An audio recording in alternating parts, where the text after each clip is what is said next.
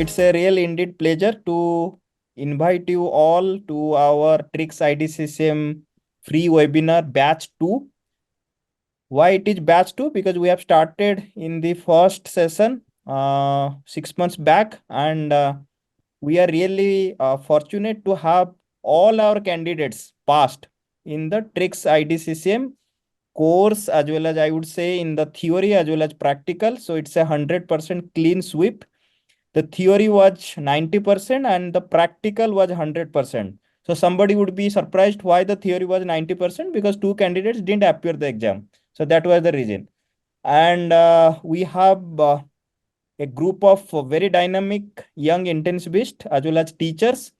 They were our students. Now they are the teachers and we are the students. So we are fortunate to have Dr. Alisha Chaudhary, who is the consultant intensivist at Utkal Hospital, at some alternate hospital, sorry. And anyway, it's all like interchangeable. Same in Bhubaneswar. It's election time, so you know. So, and we have also with me Dr. Sasi and my co-director of this program, Dr. Sanant Kumar Das from Australia, and two of our successful candidates. I would not say candidates, they are now the teachers in the same league as we are in the TRICS IDCCM. So Dr. Vibhuti Padjoshi and Dr. Nimrit. So they are the successful candidates and they would be sharing some of the tips and strategies that they have exercised in the last exam preparatory course as well as also during their exam preparation. So without further delay, I would request the lead faculty, Dr. Alisa, to take over the whole proceedings. So, very good evening to all. So, as Tapas sir said that it has been quite hectic and very dynamic last 6 months with lot of work. We started with TRICS IDCCM batch 1. With December to almost February, we were involved in the theory.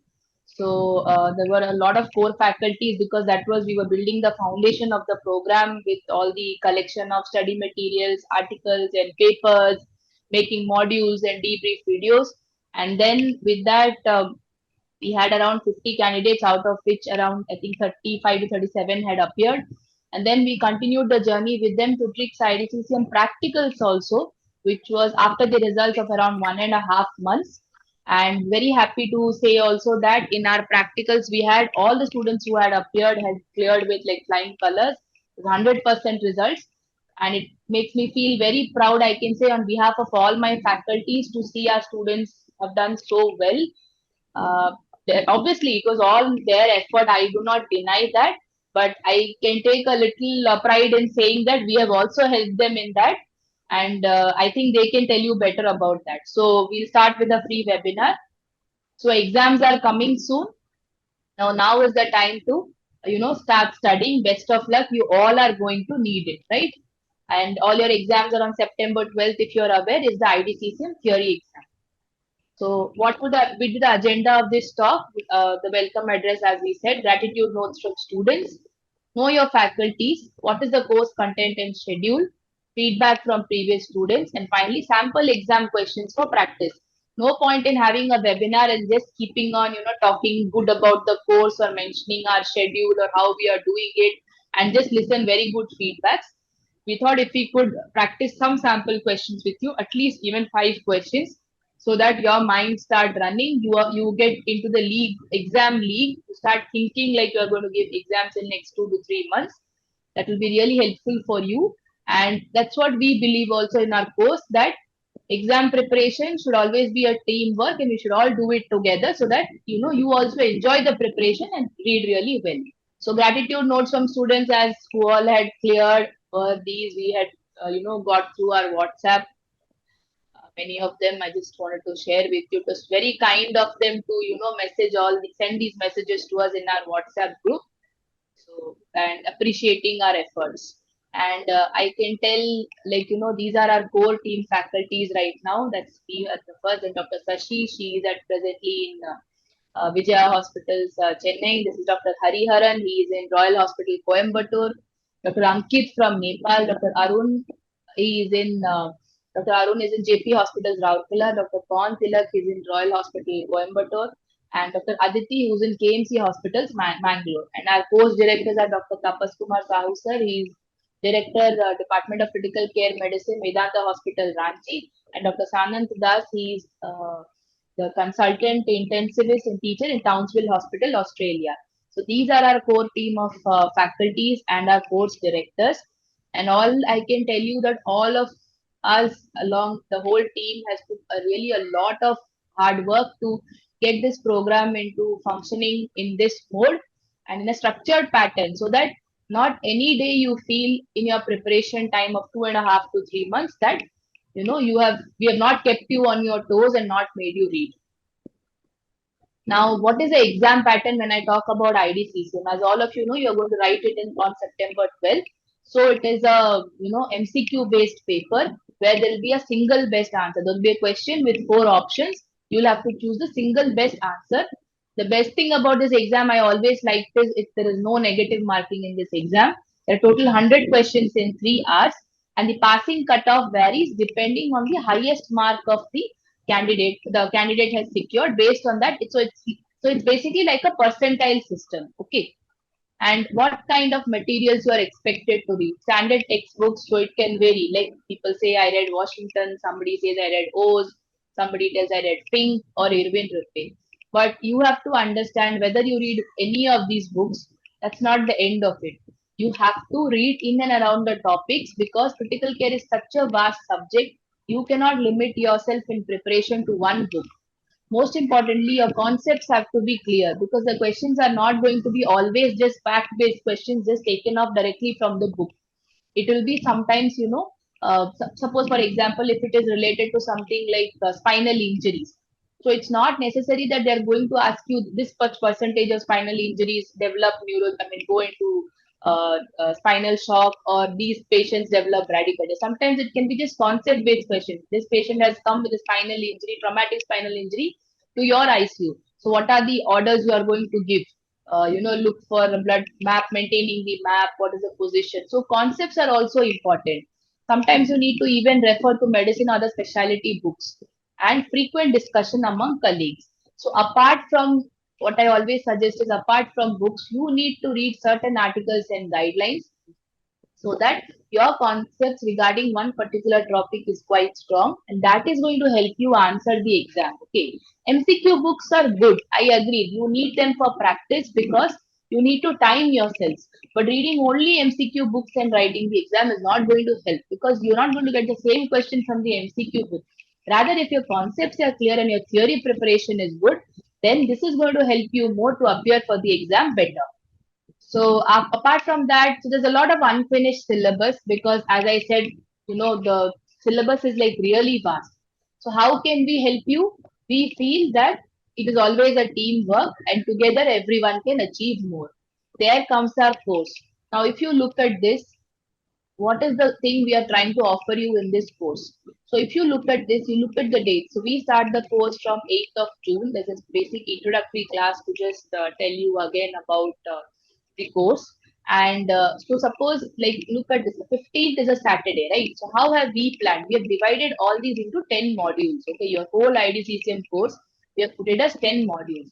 So on June 8th night, okay, you are going to receive in a Google Drive all the articles which all of us as faculties have handpicked and selected for you to help you like as a reading material or like what you tell an article bank kind of thing. Okay, so all these articles you are going to receive on 8th night. On 15th, that is a Saturday, from 15th morning till 16th evening, 15th morning 8 a.m. to 16th evening 5 p.m., you'll receive a Google link for your toxicology module exam. Okay, so it will be an MCQ based exam. There'll be around 30 to 40 questions. Now the link is open for 1.5 days because we understand being in ICU how difficult it is to write exams when you have shift duties. You don't know what time you are going to come back. So we have kept the exam link open for almost 1.5 days. Then on the 16th evening, you are going to get a debrief video which we have already pre-recorded for toxicology module to listen to the description answers of all the questions you have appeared in the toxicology mock exam module, along with explanations, along with some important pointers to help you for preparation for exam for that particular module. And on the same day night of 16th night, you are going to so on the same day 16th night, you are going to receive the articles for the next module, that is gastroenterology. Why we have kept it this pattern is, we know if we allow you to sit and just read for the exam, it is never going to happen. We didn't want to make your preparation boring. Theory is what you are going to read on your own. We are giving you handpicked articles so that you know what are the important points you should be ready with for the exams. We are giving you a mock exam for each module so that you also know that these questions, this is how the level of questions can be. And mind you, all the module questions have been prepared very tough. We want you to make all the mistakes possible right now. We want you to face all kind of tough questions right now so that later on the exam becomes an easy thing for you. It's a cakewalk for you. And every week, that is what, every week the module, if it is gastro or cardio or neuro, the prior week Sunday, you are going to get your materials. You will be reading along with your standard, whichever textbook you are following, these materials you are going to go through. And weekend, you will write the exam for that module. And by Sunday evening, you will get the debrief video of that particular module so that you can go to the debrief video at your leisure, listen to the answer. How can you approach, how the faculties have approached that one particular answer for that question, what all fundamentals they have used to crack that question. Also go through the important points they have mentioned to you, that these are the important things related to this topic which you should know for the exam. Now after you have finished all the 10 modules, so we start at almost 8th of June and it finishes by 18th of August. Look how extensive this is, because all of us, at least maximum of us in the faculties, majority of us are actually IDCCM, except for I think Dr. Hariharan, who's an FNB, and Dr. Ankit, who's DRNB. So he was an DM. So apart from, and Dr. Arun has an FNB, rest of all of us are IDCCM. So there's a mix of the faculties also to make sure you are exposed to all kinds of questions, and you're exposed to even all the knowledge so that you gain as much as possible from all the faculties. So all of us have faced this exam. That's why we hope we can guide you better. And at the end on 26th of September, and so 26th of August and 2nd of September, we have kept two mock exams for you, which will be like your IDCCM theory exam, 3 hours, 100 questions. There also we are trying to, we are going to give you at least 3 days to appear the exam at your own leisure, and you will be getting a debrief video of the mock exam questions also. And finally, on 12th September will be your D day, which will be your IDCCM main theory exam. So this is our course module, which we have structured it like this. It is time tested, and our students can actually speak better. So now our course is going to start on the 8th of June. So that is on the Saturday. So this is our course fees. You have an early bird offer which is valid till 5th of June. And you can contact Mr. Navneet from our technical team, who can guide you better regarding all details and technicalities. Now we shall proceed to the feedback from our previous students to know that how the course has helped them. And don't worry, these are already like unbiased, and it's nothing in our favor or anything. They are genuine feedbacks, which I think once you listen to them, you will have a better idea. Meanwhile, any doubts, any questions, kindly keep posting in the chat box. So I'll ask Dr. Nirmit if he's around. Can you unmute yourself and give us a feedback, or I mean guide these students, since you have recently cleared the exams? How did you do it, and how did you read, and how did you go about the exam? Yes, ma'am. One Good evening. before Dr. Nimrit starts, he was the most active member in the group, and always keeping everyone, all the faculties engaged with finding the correct answers as well as clarifying his doubts. One compliment for you, Dr. Nirmit. Yeah. Also, one thing Thank you for. before proceeding, Dr. Nirmit. So this was all possible because we also had a dedicated WhatsApp group which was functioning 24/7. Because Dr. Nirmit is going to tell you how many doubts they had for each of us every day till the last day of the exam. I remember Dr. Nirmit calling me at night and asking, "What should I answer if this question comes?" And I had to tell him, "It's an exam tomorrow. Go and sleep. Don't bother now anymore." Yes, over to you, Dr. Nirmit. Yes, ma'am. Good evening. So basically, my journey with tricks, I would start with it. I was obviously I was looking for some crash course, some like a crash course like thing to clear this exam. And most of the existing available modules are based on the video based lectures, and I was not keen on joining such course. And this was the best portion part of tricks, that you provide us the study material, and which we can which we can read about at our own pace, and we can add on to the notes and whatever existing material we have. So that structure was the best thing that attracted me to join the course. And uh, and and next comes the structure, the way you prepared the modules were prepared for all the systems, and the way systems were organized, like few systems, few heavy systems, I mean long systems were there on few weeks, and then light systems were also there. So the structure was very easy to manage the schedule. So the structure of the tests and everything was quite well, and the MCQs also, they were so good.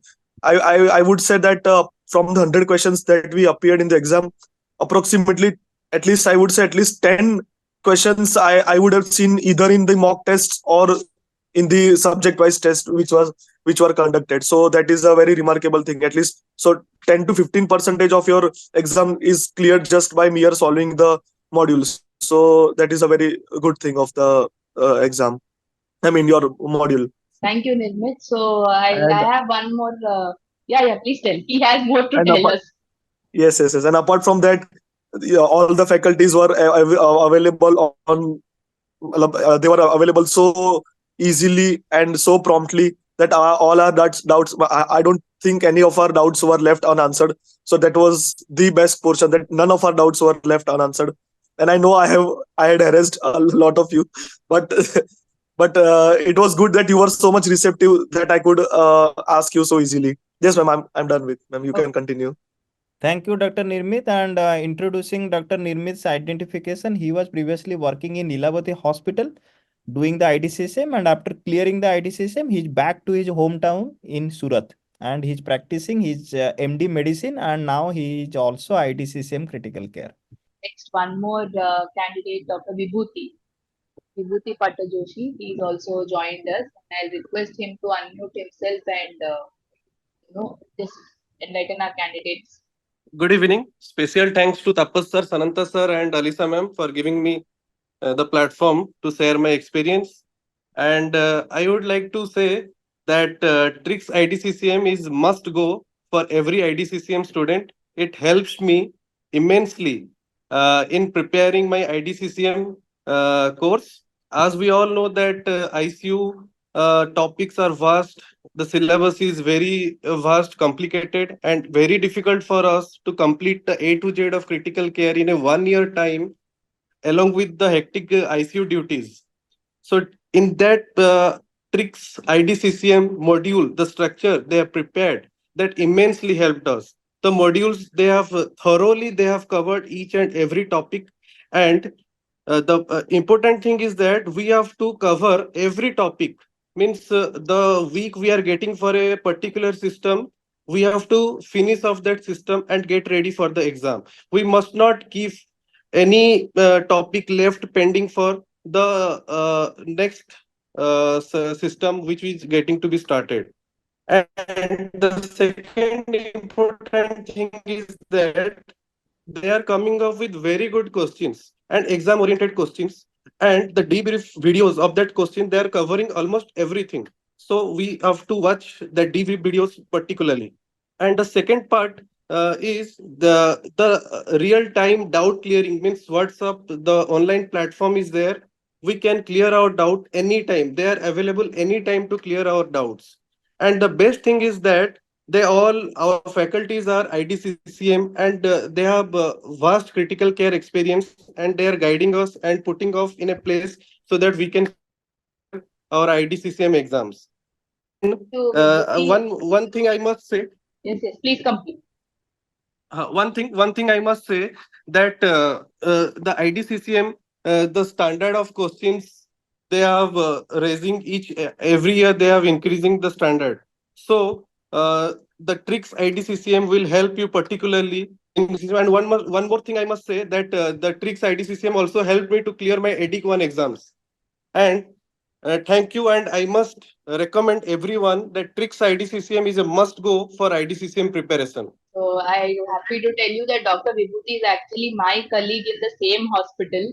So he did his IDCCM with us and he joined TRICS. And Dr. Subhadipta has not joined, I think, today. He is busy in the ICU duty. Dr. Vibhuti cleared his IDCCM. He cleared his EDIC even, after with this course. And now he's doing his DRNB also. Quite dedicated, going on completing courses after courses, I think. Vibhuti, you So didn't thanks. tell that you have cleared EDIC 1 also. Huh? That is Yes, yes. something really, really like. With our Sir, I IDCCM have course. That's why I asked him, how did you clear EDIC-1? Did you prepare anything? He told, I just read your IDCCM, whatever we had prepared, and he gave up the EDIC-1 exam in between. So you I have have to only pay the went double into fee. EDIC. Only TRICS IDCCM helped me to clear IDCCM and EDIC 1, sir. Yeah, so thank you, Dr. Vibhuti, for this Thank you. complete and as well as clarifying the doubts of many of the students, I hope. And definitely, as Dr. Vibhuti has told, the exam standard has actually is rising.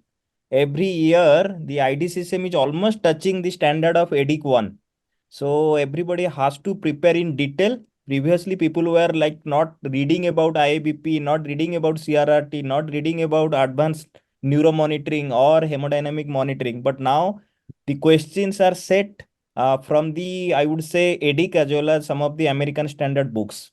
So you have to read in detail. Both theory and practicals. The Yes. standards has gone up. I wrote my exam back in 2020, and from then the standards have gone up really high. Every year the bar is being set high. So without further delay, I'll ask Dr. Arun to do some sample questions so that you get an idea how do questions come in the exam.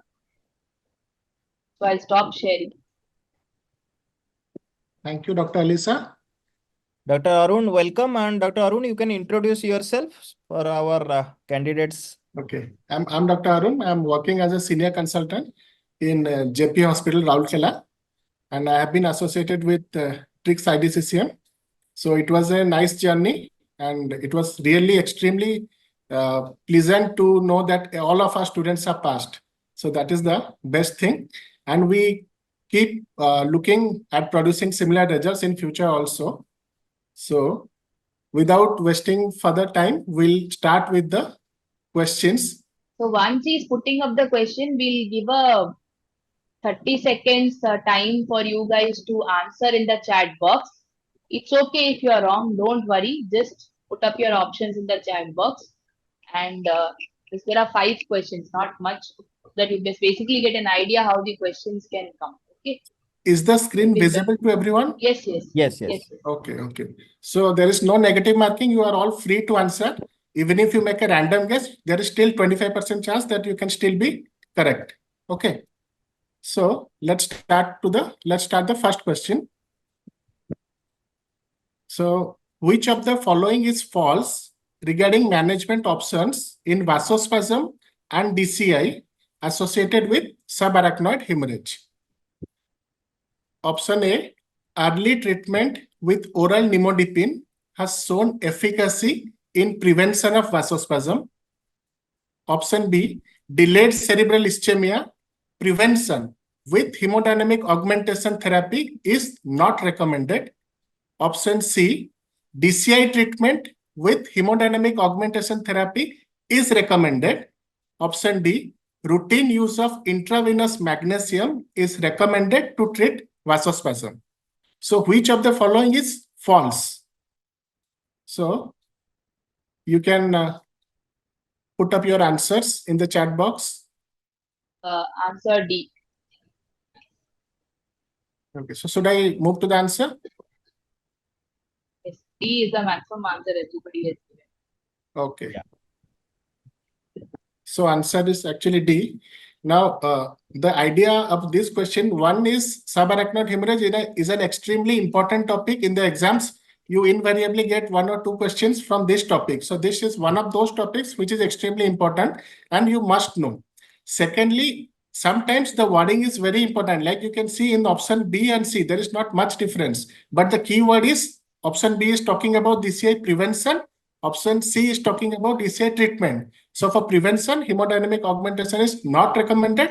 But for established DCI, for treatment, it is recommended. So wording is important. If you change the wording, then options may be right or wrong accordingly.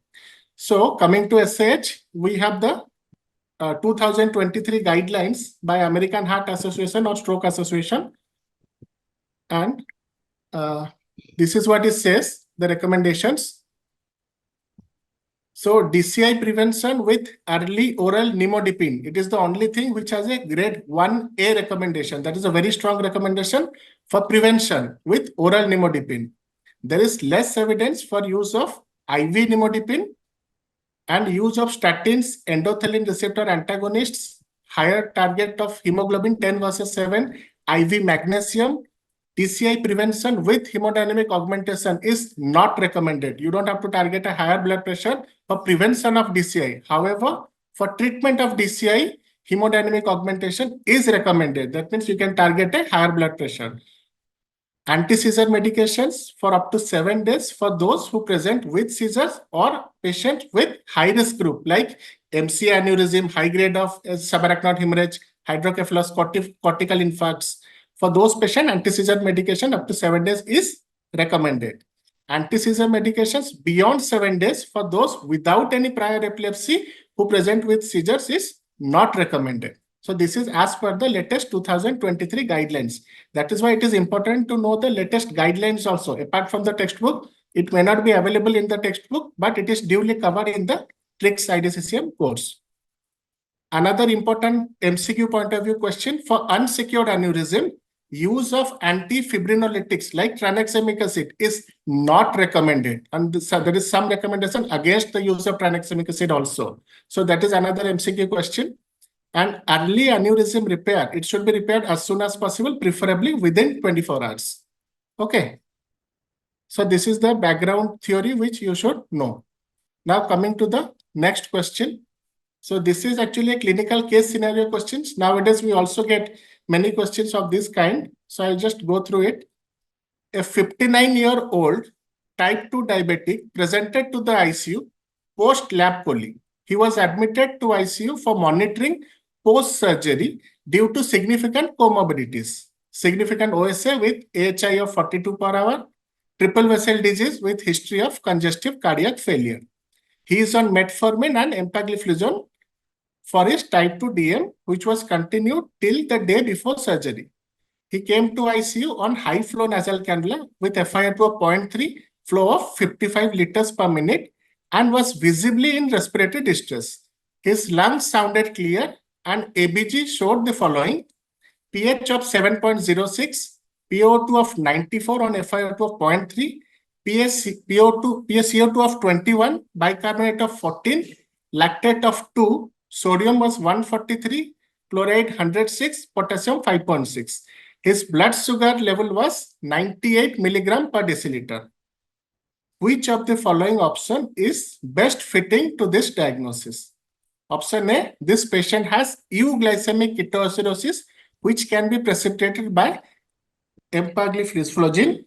Option B, this patient has starvation ketoacidosis as he would have fasted overnight. Option C, this patient has metformin-induced metabolic acidosis. Option D, this patient has lactic acidosis with hyperchloremic metabolic acidosis. So this is a clinical case scenario, and you can write your answers now. Answer till now. 3 people have answered A. 3 has answered D. Yes, but majority answer is A. Majority answer is A. Okay. We'll go ahead with the answer. Okay. So let us see the case scenario first. It is a known case of type 2 DM, post-surgery, and patient, the crux is the patient is on metformin and SGLT2 inhibitor. So, and it was continued till the day before surgery. Now he has presented with respiratory distress, but lungs are clear. So there is nothing in the chest. Next thing is ABG. ABG is suggestive of pH of 7.06. So it is acidosis, definitely acidosis and metabolic acidosis. Once there is metabolic acidosis, you look for the anion gap. What is the anion gap in this case? Sodium is 143 minus chloride is 106 and bicarb is 14. So anion gap is 23. 143 minus 106 plus 14, 120 is 23. So it is a high anion gap metabolic acidosis. Okay. So now, if it is high anion gap metabolic acidosis, the blood sugar is 98. So possibly this is euglycemic ketoacidosis precipitated by SGLT2 inhibitor. So that is the answer, option A. Getting it? Yeah. Okay. Now let us discuss. So first is the ABG. ABG is one thing, a must know category. You must all know how to read ABG, how to see ABG, and in clinical case scenarios, first you look at the pH, whether it is acidosis or alkalosis. Then you look at the PCO2, respiratory acidosis or alkalosis, and bicarb. So in this case, it is primary metabolic acidosis. Once it is metabolic acidosis, you look at the anion gap, whether it is elevated or normal. The causes of high anion gap metabolic acidosis, normal anion gap metabolic acidosis, all these things you must know. Now, compensation formulae also, I'm not going to discuss in detail, but yes, there is compensation formulae. And once there is high anion gap metabolic acidosis, you also look at the gap calculation, that is delta anion gap and delta bicarb gap. And depending on the ratio, there may be pure high anion gap metabolic acidosis or maybe associated mixed disorder. So coming back to our patient, in this case, we pH was 7.06, bicarb was 14, and it was metabolic acidosis with anion gap of 23, high anion gap metabolic acidosis, but delta gap is 1.1. So 1.1 comes out to be a pure high anion gap metabolic acidosis. So what are the causes of pure and high anion gap metabolic acidosis? It could be like this. These are the causes, mud piles. So in this case, possibility is more of euglycemic ketoacidosis. Okay. Another thing is lactate. Lactic acidosis can also cause a high anion gap metabolic acidosis, but in the question, lactate was normal. In our case scenario, if you go back, lactate was normal. Lactate was 2. So that is why lactic acidosis is not the right answer here. But had the question been little bit twisted, in the question, if they had said that lactate was high, say lactate was 6 or 8, then the best answer might have been metformin-induced metabolic acidosis, because metformin will cause lactic acidosis. Okay, so this is the thing. And coming back to the drug, the SGLT2 inhibitor, small things, some things we should know. Around 3% of decay admissions because of SGLT2 inhibitors, they cause euglycemic ketoacidosis. And why? What's the difference between euglycemic decay and decay? So main difference is the blood glucose level. Level is less than 250 in euglycemic decay, and it is obviously more than 250 in case of decay. The symptoms obviously will be more exaggerated in decay compared to euglycemic decay. So what is the basic pathophysiology? If you look how the SGLT2 inhibitors act, so they primarily act on the kidney and the pancreas. So in the pancreas, they reduce the insulin secretion and increase the glucagon secretion. So the insulin-glucagon ratio is reduced. Less of insulin, more of glucagon will lead to increased lipolysis in free fatty acid, and finally ketogenesis, more ketone body formation. This is one. Second, they act on the kidneys to cause glycosuria. That is why the serum glucose will not be elevated, because it is eliminated in the urine. And they also cause natriuric acid and ketone body reabsorption. This is important, because not only they increase the ketone body formation, those ketone bodies, when they are eliminated in the urine, they also cause increased reabsorption of the ketone bodies. That is why they further increase the plasma ketone bodies with euglycemia. That is why it is euglycemic ketoacidosis. The recent the guidelines of anesthesia society, they recommend that this SGLT2 inhibitor, they should be stopped at least 3 days before surgery. But if you see this case in our patient, the drug was continued till 1 day before surgery. You can see it was continued till 1 day before surgery. That is another drug. Ideally, because this drug has a half-life of around 12 hours. So it requires 5 to 6 half-life for complete elimination of the drug from the body. So ideally, this should have been stopped before 3 days. And that is also another crux. If you know this background of the drug, then also you can suspect that yes, perhaps this patient has gone into euglycemic ketoacidosis because of the SGLT2 inhibitor. Okay. So coming to the next question, another lengthy question. So 69-year-old presented to ICU after brought by ambulance. He was drowsy and difficult to rouse. He was lying on the floor at least for last 18 hours before being found by his neighbor who called the ambulance. His blood investigation showed the following. He has a background history of diabetic nephropathy with CKD stage 3. He was well in the community and has never been on hemodialysis earlier. His current vitals are heart rate of 140 per minute, sinus tachycardia, blood pressure of 88 by 74 millimeter mercury, saturation of 88% on high flow FiO2 of 0.7. His periphery was cold and capillary refill was more than 8 seconds. His JBP was raised, arterial line trace was this, and point of care ultrasound, the POCUS echo found, this was the finding on the echo. After initial resuscitation, what will be next action? Option A, urgent pericardiocentesis for uremic pericarditis. Option B, urgent hemodialysis for AKI. Option C, urgent CRRT and pericardiocentesis. Option D, urgent intubation and ventilation for hypoxia. And the blood investigation reports are hemoglobin of 6.4, TLC 18,000, platelet of 54,000, creatinine of 4.6, urea 120, sodium 154, and potassium 6.4. So you can write your answers now. A, and then two people have answered C. A and C is the majority, I think. A and C. A and C, okay. To be honest, both options are actually correct. We'll discuss how. So what is the diagnosis? What is this POCUS is suggestive of? This is the heart, and there is some fluid around the heart. There is so much fluid, it is actually compressing the heart. So what is our diagnosis? So this is pericardial effusion, possibly leading to cardiac tamponade, right? And based on the history, as we can see, patient is a known case of CKD, and the parameters that we see, urea, creatinine already raised, potassium high. So most likely it is uremic pericarditis. So patient, yes, option A, urgent pericardiocentesis for uremic pericarditis. Yes, it is correct. Okay. But what option C says? It says that it is pericardiocentesis along with CRRT, continuous renal replacement therapy. Even if we do a pericardiocentesis for this patient, patient will die of hyperkalemia or renal failure. So you have to take care of both things, cardiac tamponade as well as the kidney component, because urine output is also low, blood pressure is very low, potassium is already 6.4. So option A is correct, but not the entire treatment that the patient requires. So correct answer is option C, because you also have to go for CRRT along with the pericardiocentesis. You have to do both to save the patient. Okay. That is why it has to be the most appropriate answer.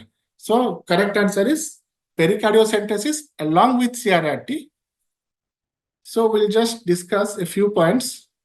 So echocardiographic signs, separation of pericardial sac based on the effusion size. They have been classified as trivial, small, moderate, large. And the size of the effusion doesn't necessarily predict the pericardial tamponade. What is more important is the rate of rise. The rapid is the rate, more dangerous it can be.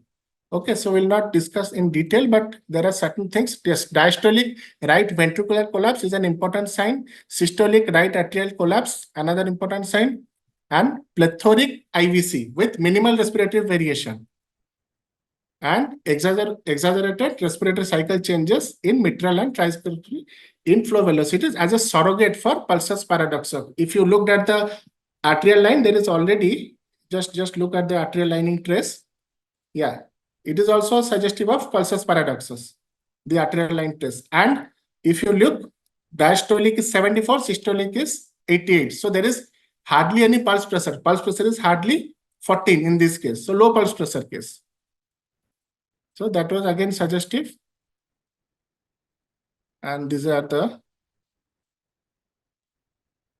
theory part. So coming to the treatment, obviously we have to ABC approach and immediate chest reopening in perioperative period if it occurs after a major open heart surgery or pericardiocentesis if patient is relatively stable. So that is the treatment.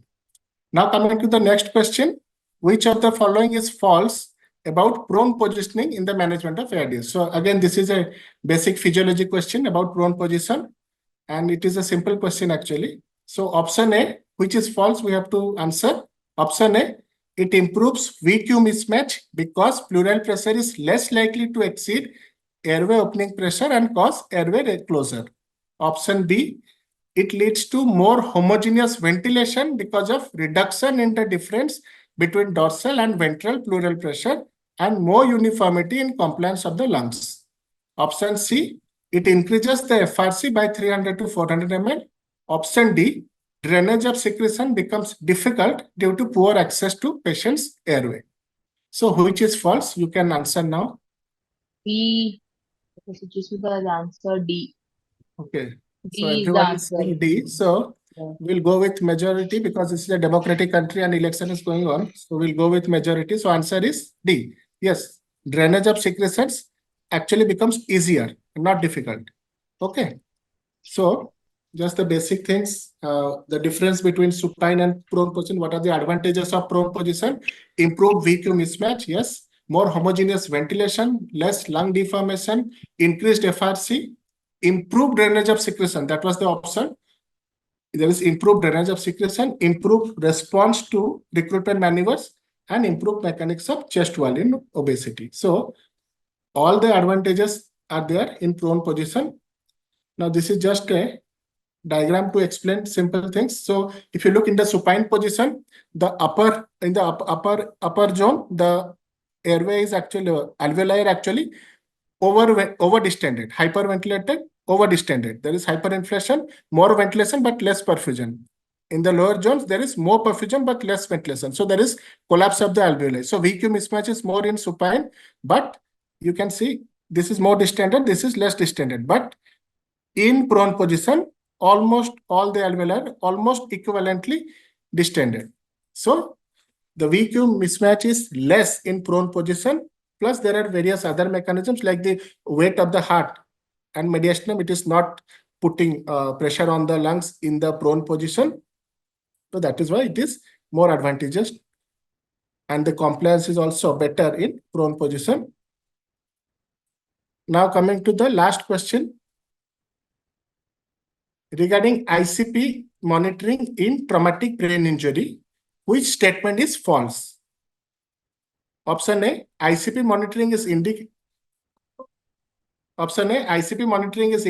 in patients with a severe traumatic brain injury, GCS 3 to 8 after resuscitation, and an abnormal CT scan.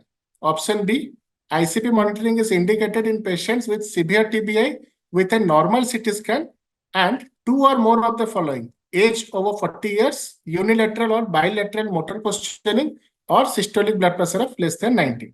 Option C, multiple trials showed mortality benefit with ICP guided therapy, ICP less than 20, compared to therapy based on conventional imaging and clinical examination. Option D, rescue ICP trials showed decompressive craniectomy in patients with traumatic brain injury and refractory intracranial hypertension resulted in lower mortality and higher rates of vegetative state. So which one is false? Okay, so C, most of them are answering C. So we'll discuss the answer now. Now option A and option B are directly taken from the Brain Trauma Foundation guidelines. So it is as per the BTF guideline, the latest guidelines of indication for ICP monitoring. Option C, you see, ICP monitoring is not a therapeutic modality.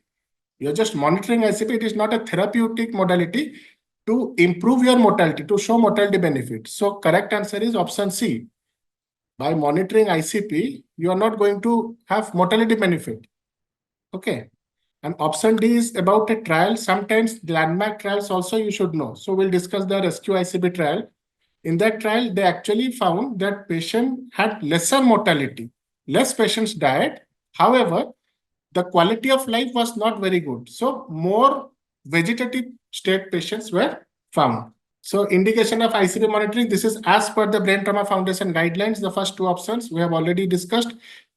It should be done in patient with GCS of 3 to 8 and abnormal CT scan, or if CT scan is normal, if at least two of the following is present: age over 40, unilateral or bilateral motor posturing, or systolic blood pressure of less than 90. Now coming to, there are two important trials, the DECRA trial and the rescue ICP trial. So the question in our question, it was the rescue ICP trial.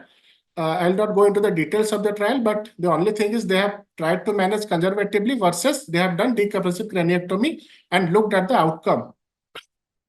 So what they found in the surgical group, mortality was less, but even if less patients died, the survival was not associated with a good quality of life. There was increased rates of vegetative state, 8.5% versus 2.1%. So even if less patients died, the quality of life was not very good. This is as per the rescue ICP trial. And there was another trial, decompressive craniectomy, DECRA trial, that also found that there is decreased burden of intracranial hypertension. Obviously, if you do a massive frontotemporoparietal decompressive craniectomy, obviously your ICP is going to be less, but the quality of life may not be very promising.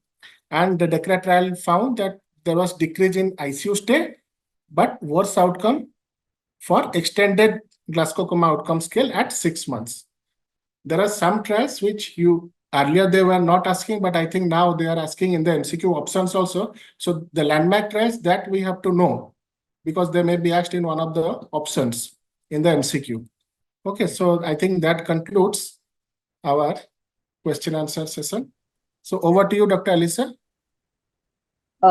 Thank you, Dr. Arun, for those 5 sample questions. And I think the students would have benefited from those questions. Any questions from the students? Any questions you would like to ask? Please post it in the chat group so that we can answer the questions.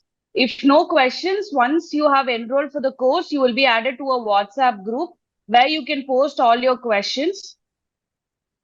And from there on, you can go through the modules, and after each module, there'll be a mock exam, after which you can ask us any questions and we'll be answering you in the chat group. Any other questions from the attendees? How many hours of... Okay, there's a question in the chat box. How many hours of day dedicated to clear the exam? It is very difficult to answer, but it depends on each student. But I would say dedicated 2 hours of study every day will surely help you clear the exam. Exactly. The dedication word is a relative term. So if you are doing hard work in current scenarios, it is not of much use. Rather, I would always advise all our candidates in different courses, whether it is TRICS IDCCM, TRICS 1, that is for EDIC 1, as well as EDIC 2, as well as our top course for DRNB. It is smart work which matters. So, and our dedicated course, our faculties all believe in the smart work, and they would be definitely helping you to do maximum of your efforts in less hours, because we all know you are all working, and in your family time as well as in your like the personal time, if you are dedicating it in a very wise way, and definitely you will get the success. Yeah. So anyone who wants to share any of your queries from the attendees, we will be happy to answer. There's one more question. Is working in ICU is some mandatory to clear understanding concepts? This is again a little tricky question to answer. If you're working in an ICU, what you study, it will be easier for you to practice, so that what you're going to study for this theory and practicals is basically to improve your knowledge, to practice and to improve further in your career. So I would suggest working in an ICU during your study time too. Any other questions from the students? So if there are no more questions, Dr. Alisa, Dr. Sanant, if you are here, you can also share some of your tips and tricks to the candidates. And if anyone wants to post any of the questions from the attendees. So we are waiting for your feedback in the dedicated WhatsApp group that we have created for the free webinar. So if you have any queries, our team would be helping you to clarify the doubts. And believe us, you are going to rock the exam.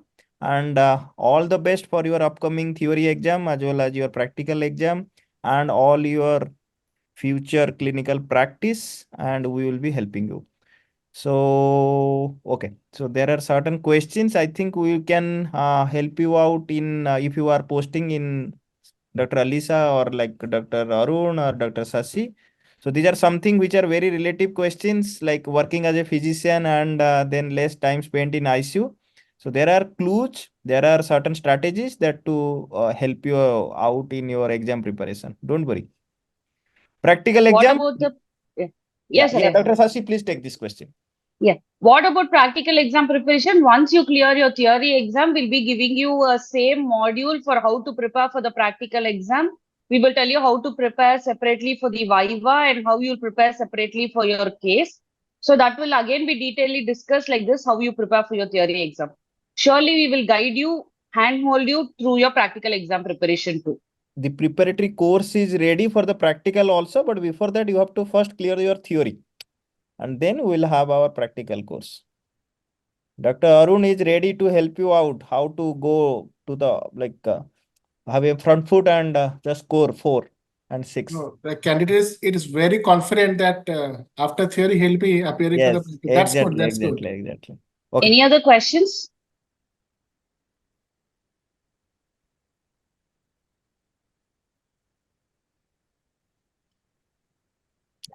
Thank you. Much appreciated all your presence.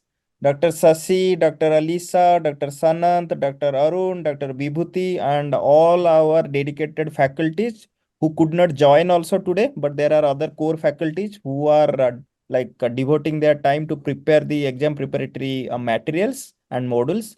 And all the attendees, despite your busy schedule, in the short notice, you all have attended and posted such beautiful, I would say, thought-provoking questions, how to clear it with less amount of efforts. So that is a very, I would say, smart question somebody has posted. So we are there to help you, and definitely we would be coming up with certain strategies that would definitely make you confident to appear with less fear as well as less confusion in your exams. Thank you very much. All the best. Yeah. Thank you. Thank you, everyone. All Thank the you. best for your exams.